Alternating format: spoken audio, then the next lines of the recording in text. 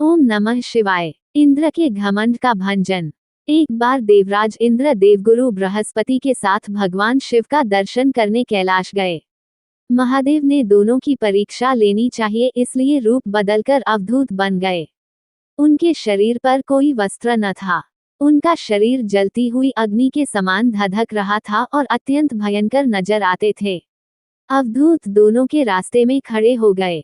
इंद्र ने एक विचित्र पुरुष को रास्ते में खड़े देखा तो चौंके। इंद्र को देवराज होने का गर्व घेरने लगा। उन्होंने उस भयंकर पुरुष से पूछा, तुम कौन हो? भगवान शिव अभी कैलाश पर विराज रहे हैं या कहीं भ्रमण पर हैं? मैं उनके दर्शन के लिए आया हूँ। इंद्र ने कई प्रश्न किए, लेकिन वह पुरुष योगियों के समान मौन ही रहे। इंद्र को लगा कि एक साधारण प्राणी उनका अपमान कर रहा है। उनके मन में देवराज होने का अहंकार उपजा, जो क्रोध में बदल गया। इंद्र ने कहा, मेरे बार बार अनुरोध पर भी तू कुछ नहीं बोलकर मेरा अपमान कर रहा है।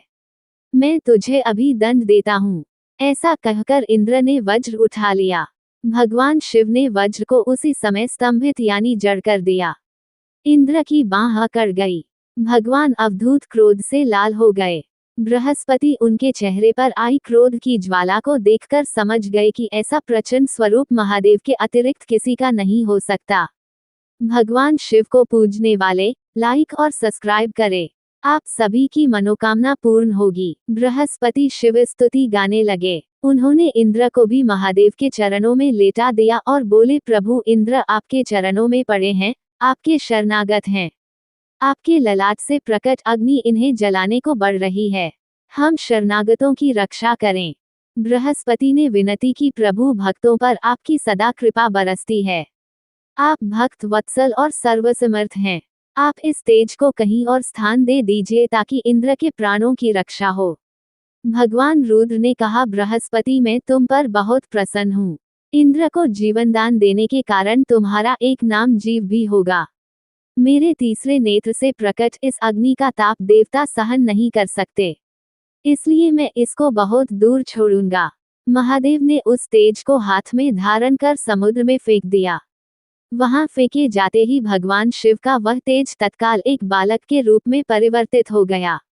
सिंधु से उद्भव होने के कारण उसका नाम सिंधुपुत्र जलंधर प्रसिद्ध हुआ। जलंधर, जिसका नाम शंखचूड़ भी हुआ, शिव के तेज से उत्पन्न हुआ था, इस कारण परम शक्तियों से संपन्न था। वह देवों से भी ज्यादा शक्तिवान था। वह उस तेज से पैदा हुआ था जो इंद्र को समाप्त करने वाला था, इसलिए असुरों ने उसे अपना राजा बनाया। अवधूत रूप में ये लीला करने के बाद महादेव अंतर्धान हो गए। इंद्र के गर्व का भंजन भी हुआ, भगवान के दर्शन भी हो गए। ओम नमः शिवाय।